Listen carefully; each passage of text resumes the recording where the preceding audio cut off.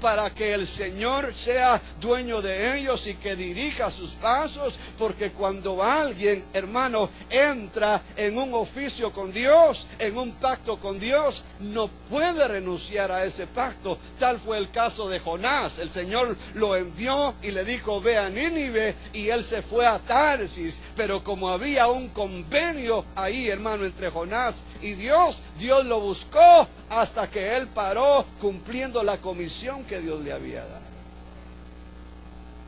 Entonces podemos ver en la segunda credencial es de que esa persona se va a identificar con Cristo.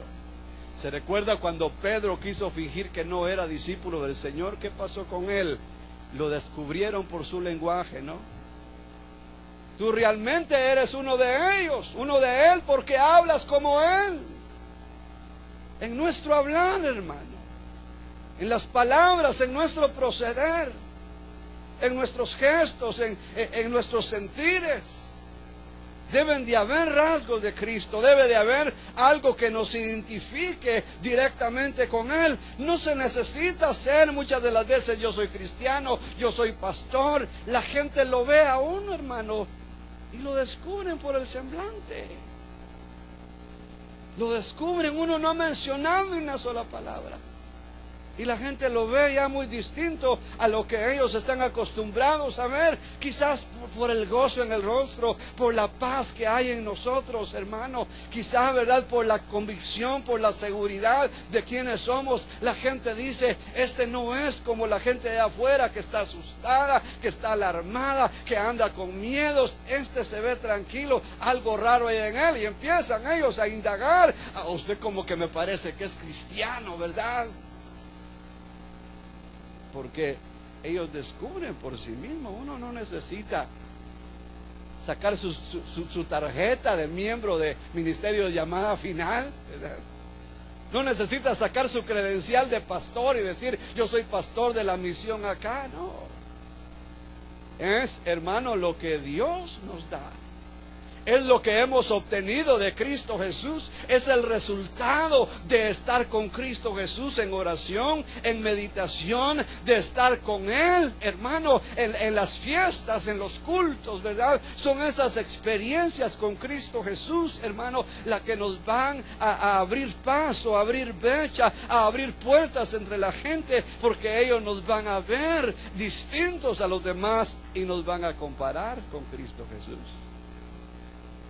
Y ahí viene el nombre cristiano, que es un seguidor de Cristo, un discípulo de Cristo. Entonces dice: envió a sus 12. Tercera credencial es de que se va a tener el poder y la autoridad. Jesús les dio poder y autoridad sobre los espíritus para expulsarlos y para sanar toda enfermedad y toda dolencia. Cuando el Señor estaba llamando a Moisés y lo envía, Moisés le dijo: Señor, ¿qué tal si no me creen? ¿Qué tal si piensan que yo mismo me he enviado a ellos? Y el Señor le dijo: Moisés, ¿qué tienes en tu mano? Y la vara que tenía, le dijo: Señor, tírala al suelo. Y se convirtió en una culebra, ¿verdad? Una serpiente. Y el Señor le dijo: mete tu mano debajo de tu brazo, en el seno, ahí, mete tu mano. Y se le puso leprosa, ¿verdad? Y ahí le dijo: sácala, vuelve a meter, y se le sanó. Y si no te creen por lo de la vara, te van a creer por lo otro, porque el Señor a los que envía los va a respaldar con la autoridad, con las obras poderosas, hermano. El Señor va a dar ese respaldo sobrenatural para que se hagan milagros, para que se hagan maravillas, para que se sane al enfermo, para que se quite en el nombre del Señor toda dolencia.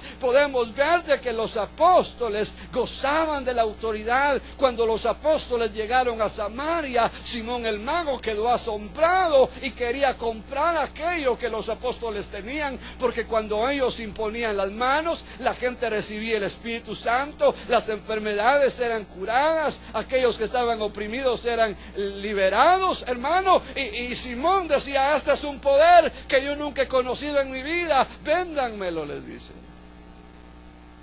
Pero podemos ver de que Dios da el respaldo. Cuando Moisés llega delante de Faraón, desde el principio: ¿quién te envía?, le dijo Faraón.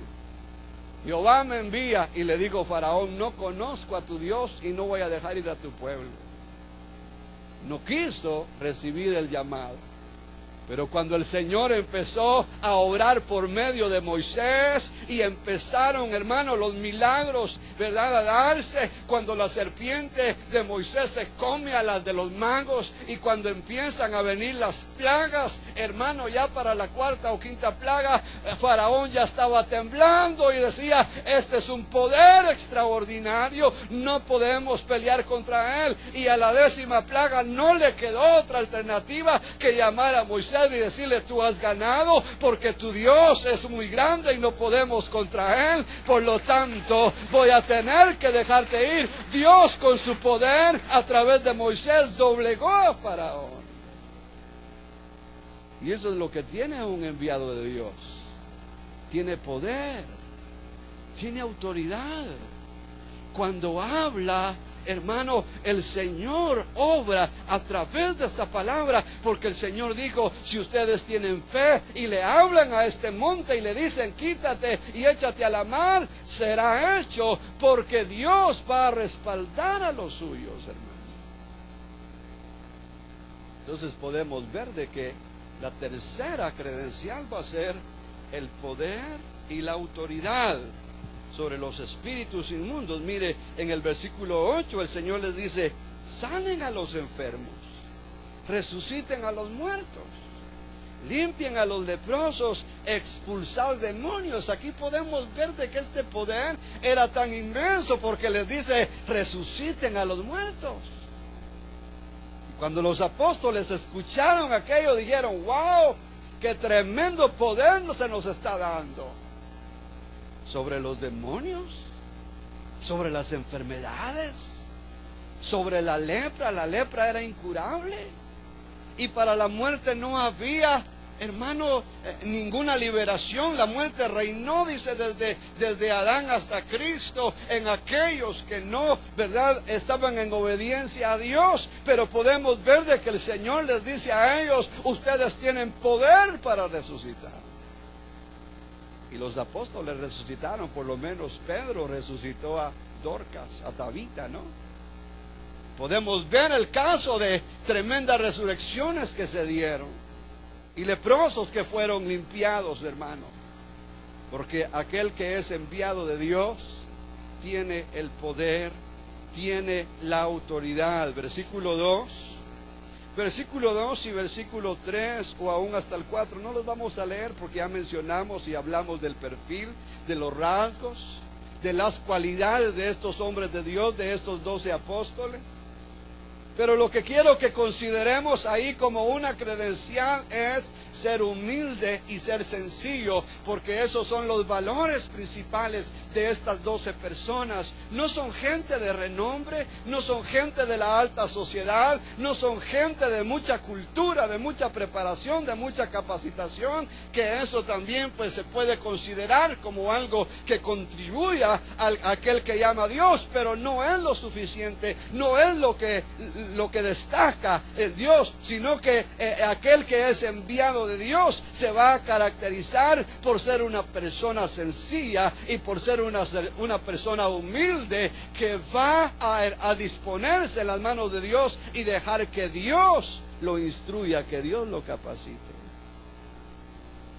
Esa credencial es importante porque el enviado de Dios debe de ser sencillo, debe de ser humilde. Vemos al profeta Eliseo cuando aquella mujer le habla a su esposo y le dice, creo que este es un hombre de Dios que pasa por estos lugares y que de vez en cuando come en nuestra casa. Hagámosle un aposento acá para que él pueda retirarse y orar ahí, y la bendición va a ser sobre nuestra casa. Preparémosle una lámpara, una cama, una mesa para que él esté en comodidad. Y Eliseo, hermano, le concedió el anhelo a aquella pareja, a aquel matrimonio. siervo de Dios debe de ser así sencillo. El Señor Jesús es el ejemplo mayor de humildad, porque siendo Dios se hizo hombre, siendo el Todopoderoso, hermano, se dispuso, ¿verdad?, a que la gente contribuyera para sus propias necesidades. Aceptó invitaciones de ir a comer, como de Leví, ¿verdad?, antes de ser Mateo y de convertirse en el discípulo. El Señor va a la casa de Leví, va a la casa de Zaqueo, ¿verdad? Y a causa de eso